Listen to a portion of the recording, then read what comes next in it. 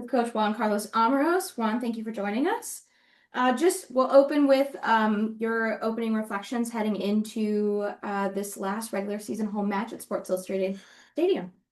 Yeah, well, what a game, no? The whole team is very excited. I think we've worked really hard all year to get to this last home game in this position where it's really down to us, no? To make sure that we can secure one of those uh, first the playoff, but then also the playoff home spot is gonna be a vibrant game. I think Louisville is, definitely Bev. I think it's been fantastic. He's done an amazing job with that team. They know what they play for. They know how they go around the game plan, and it's gonna be exciting. No, so I think the players are really up for it, and I hope it's a great advertisement for women's football and that Gotham can win. No?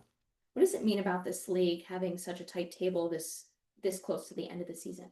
Yeah, I think it's definitely for me in terms of the competition, the best league in the world. I think it's very exciting. I always say that every game is kind of a Champions League semi-final. The environment in the stadiums, the quality of the players. I think it's also important to, at the same time, no, a part of that is obviously the salary cap, and I think it's important that the quality in the league, but at the same time, if we want to be the best league in the world, I think it's something we need to be on top because obviously it's not good to see the best players leaving the country and all the situations that are happening. So hopefully we can keep being up there.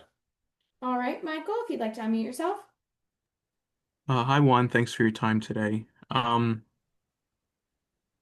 What have been the biggest sort of areas of growth and progression you've seen from your team throughout the course of this year so far?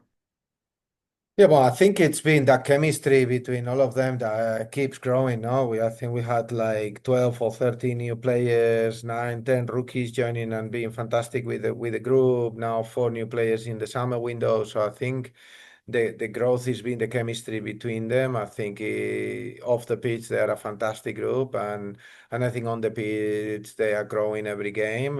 Sometimes with positive results, sometimes with like lately we've been winning or drawing for a very long period of time. Obviously, last week we lost against Kansas, but we still were who we want to be on the pitch. But obviously, we want to be even better. So I think we're growing on the ball, we're growing without it, we're growing on almost every aspect, and I think that's the key when it comes to the end of the season. No, that chemistry and the understanding, and not only the 11 players that start a game, but also last week we had 6 players coming on, and I think that's all. That's our strength is always been the how we are as a group, and it doesn't matter if you start a game, if you come on during the game, if one of the teammates is not there and somebody else is doing that job, like it's always a Gotham that you can recognize, no? Louisville looks like, they're currently in a playoff spot. It looks like they might get in this year for the first time in their history. What have been the biggest differences you've seen in them compared to maybe the past couple of years?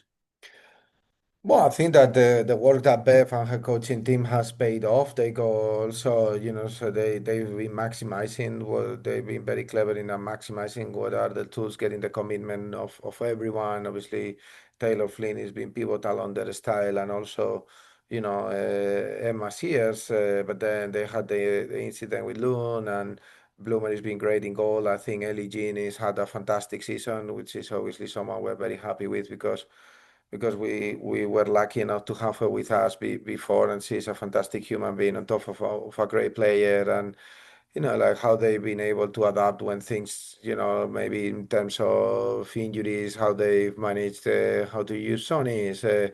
How the Grande has been, every player that they have, they've been able to play to their strengths and be committed as a team, and I think that's obviously great to the players, but especially to Bev, no.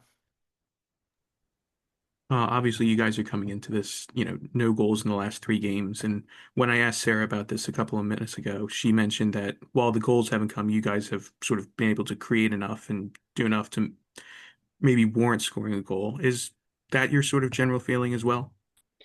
Yeah, I think in terms of expected goals, in terms of these games, it's been really high. But sometimes we need to tailor different things in the final third to make sure that we are more effective. We've been in that situation before in the league, and suddenly we've scored a few in the same game. I think, well, we know how we want to score our goals, how we want to be on the ball. We know what are the strengths of our players, and hopefully tomorrow that change. No, we definitely put on the work for that. No? Last one from me. Just if you have any updates on any of the injured players that you'd be willing to share. I know the list has sort of grown again and gotten a little bit big, but just any updates. Yeah, well, at the moment we have to wait. No, it's still mastermind is one. We have to wait and see. Obviously we had we've had a lot of games, a lot of traveling in this period more than anyone. Obviously with Orlando and with Washington, but obviously we've had those games at the beginning of the year. So I think by this moment we're the team that has played the most games, traveling the most. But at the moment we're gonna have to. I still need to honestly meet with the medical team, see where we are with everyone, and see who we can get back for the game. No, Thank you, Juan, and good luck tomorrow. thank you, Michael. Cole, would you like to wrap with a question? Would love to wrap with a question. Hello there, Juan. Hello. Sarah obviously talked to us before you, and I asked her a question about the rookie class. I wanted to kind of have your take on it. Having been at the club for a few years now, you've seen sort of a transition from not having many rookies at the club to now having this huge rookie class this season, and how connected that group has been and how together it's felt. Can you maybe just give your insight a bit to how enjoyable it's been getting to work with younger players in this rookie group, but B, just how have you seen them evolve throughout this season, from rookies getting their first professional minutes to now some playing consistent minutes and some coming on the off from the bench making an impact? Can you just sort of summarize how pleased you are with the rookie class this year and to see so many rookies at the club?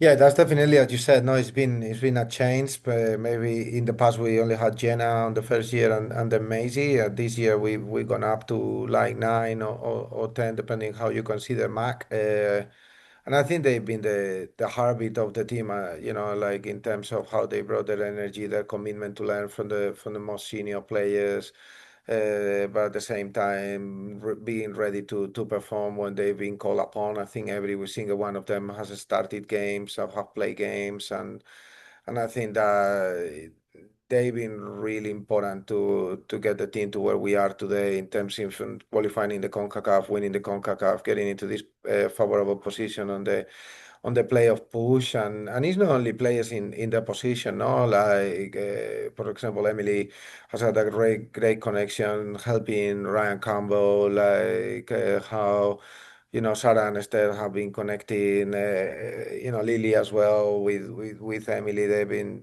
Emily's been fantastic with the rookies around the defensive line, especially.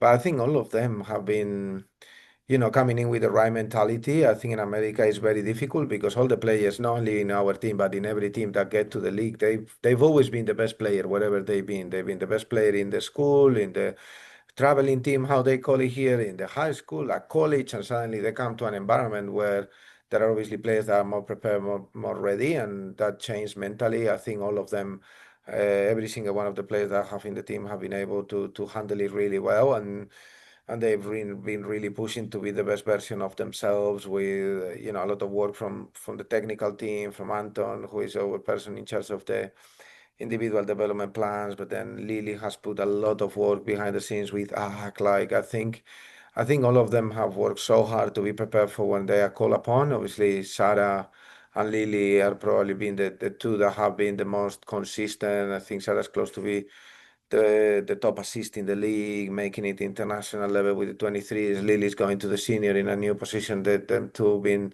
outstanding also on performance level. But look, Josh is now starting almost every game. Kayla has been MVP. Kaya has been MVP in the league. Sophia Cook is also been fantastic. Like Stella, even though is now obviously gone along. Like I think every single one of them has been they've been added a lot of value to who we are as a team and who we are as a club. So yeah, I'm super happy with this rookie class, and hopefully now they can experience the playoff, hopefully the home playoff game, and who knows, no, hopefully we can all win together over their first championship, no.